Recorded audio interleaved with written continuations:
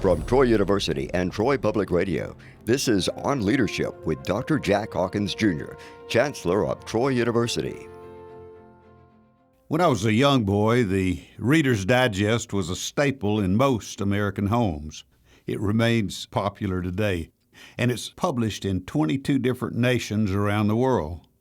The Reader's Digest most popular feature is called The Most Unforgettable Character I've Ever Met. And as the title implies, writers profile a subject who had a great impact on their lives. If Reader's Digest ever approached me to write about the most unforgettable person I've ever met, beyond my parents, I would have to choose the late Miss Rosa Parks. I had the great fortune to get to know Miss Parks when Troy University decided to build a museum on our Montgomery campus which honored her legacy. We owned the property on the very site where she was arrested on December the 1st, 1955. She was arrested for simply refusing to give up her seat on a Montgomery City bus to a white passenger.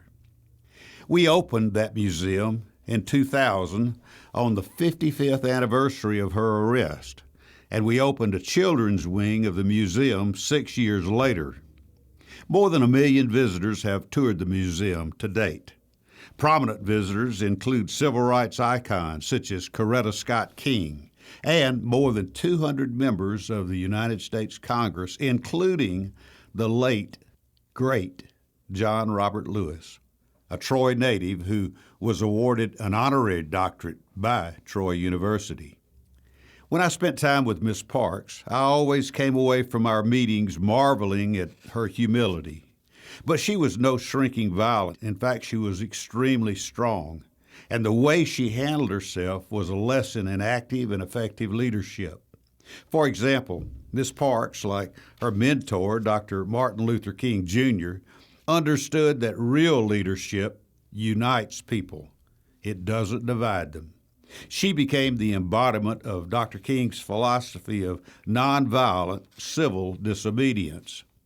Those among us who witnessed the turbulent decades of the 50s and 60s must agree that leaders such as Dr. King and Miss Parks not only influenced a better world, their nonviolent philosophy prevented widespread bloodshed on the streets of America.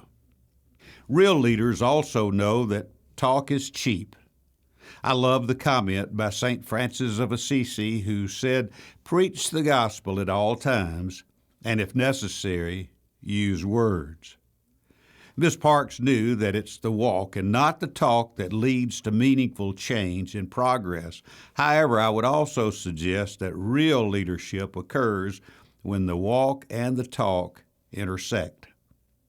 In the year 2006, I visited another Rosa Parks library some 8,500 miles away from our Rosa Parks library in Montgomery. This library was located in the city of Soweto, South Africa, and was operated by the U.S. diplomatic mission to South Africa. Every person I met there was moved and inspired by the story of Rosa Parks. They were also amazed that this little woman was brave enough to take a stand by sitting in defiance of long-enforced Jim Crow laws. Maybe the greatest lesson Ms. Parks could teach us is this: great leaders have the courage of their convictions. They will act boldly, even in the face of potentially dire consequences.